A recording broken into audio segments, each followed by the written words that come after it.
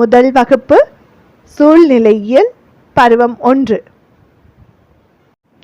முதல் பாடம் என்னன்னு பார்த்தீங்கன்னா, என்னை பற்றி என் உலகம். அதில் முதல்ல நம்ம பார்க்குறது என் குடும்பம்.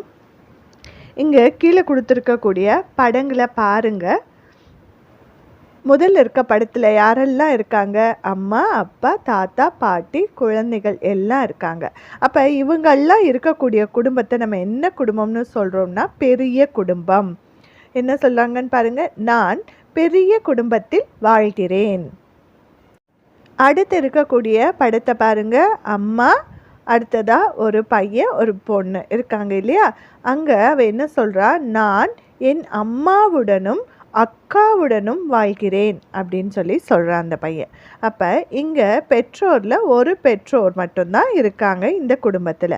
அடுத்த படத்தை பாருங்கள், அந்த பொண்ணு என்ன சொல்கிறா, நான் என் தாத்தாவுடனும் பாட்டியுடனும் வாழ்கிறேன்னு சொல்கிறா. அப்போ இந்த குடும்பத்தில் மற்ற உறவினர்களுடன் அவள் வாழ்கிறாள் இல்லையா?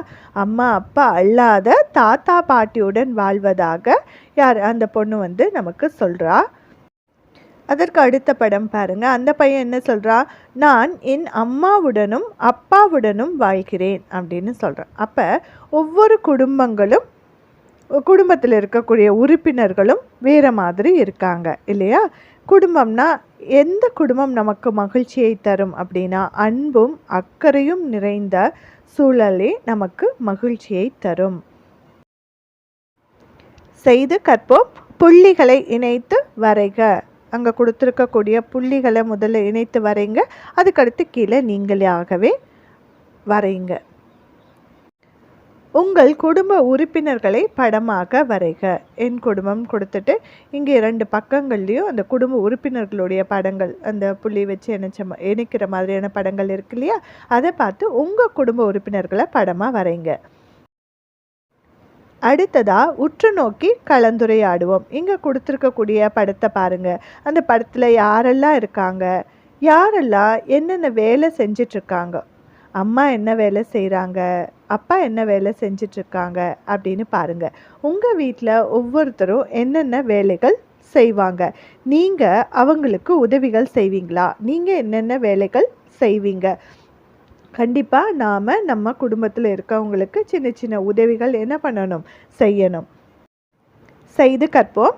நீங்கள் நாள்தோறும் செய்யும் செயல்களுக்கு சரி குறியிடுக. இங்கே இருக்கக்கூடிய படங்களை பாருங்கள். திங்கட்கிழமையிலேருந்து ஞாயிற்றுக்கிழமைகள் வரைக்கும் நமக்கு நாட்களும் கொடுத்துருக்காங்க. இதில் தினம் நீங்கள் செய்கிற வேலைகளுக்கு அங்கே அந்த கட்டங்களுக்குள்ளே சரின்னு குறியீடு போடுங்க. புள்ளிகளை இணைக்க.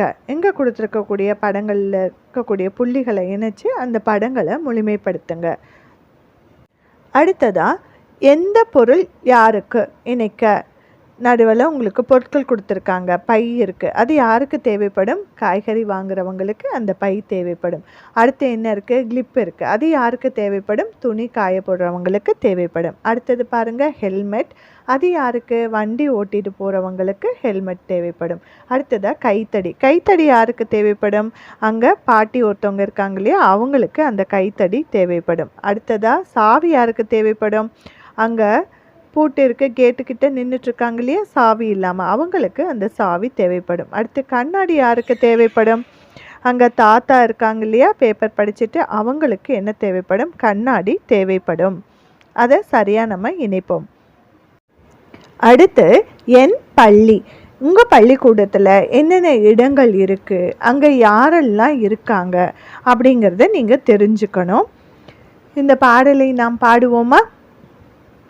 இது என் பள்ளி, நான் தினமும் பள்ளிக்கு வருவேன், படிப்பேன், விளையாடுவேன்.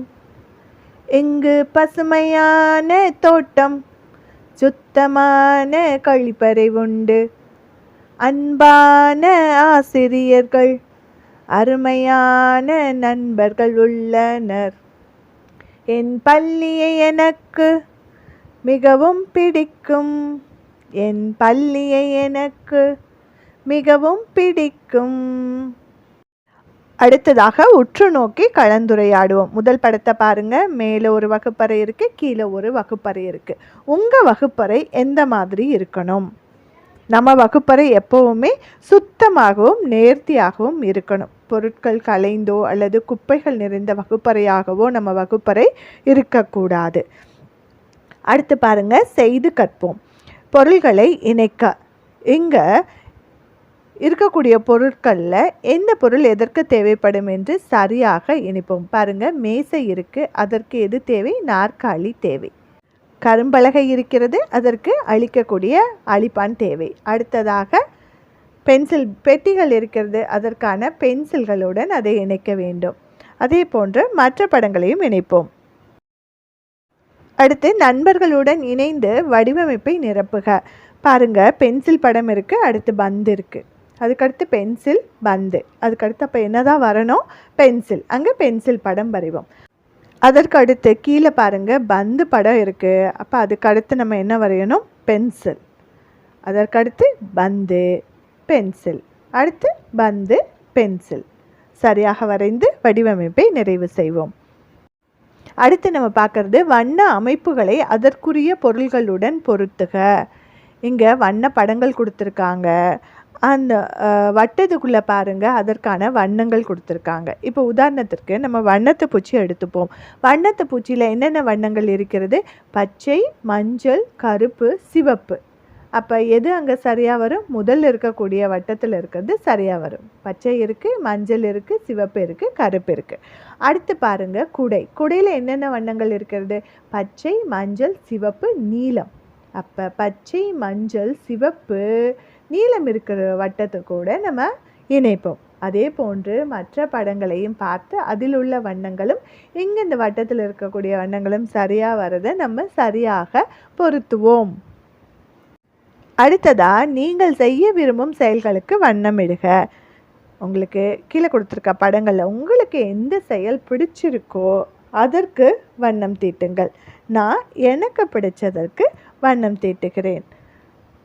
கற்றல் பயணம். முதல் படம் பாருங்கள். நீங்கள் கைகளை கழுவும் இடங்களுக்கு சரி குறியிடுங்க. இங்கே கொடுத்துருக்க இடங்கள் எங்கெல்லாம் நீங்கள் கைகள் கழுவுவீங்க அங்கே சரி குறியீடு போடுவோம். அடுத்து உங்கள் குடும்ப உறுப்பினர் ஒருவரை குச்சிப்படமாக வரைக. குச்சிப்படமாக ஒருத்தரை வரைங்க.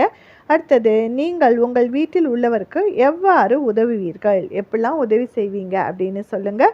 அடுத்தது சரியான செயலுக்கு சரி என்று குறியிடுக. பாருங்கள், குப்பைகளை குப்பை தொட்டியில் போடுவோமா கீழே போடுவோமா, எது சரி, அதற்கு சரி குறியிடுவோம்.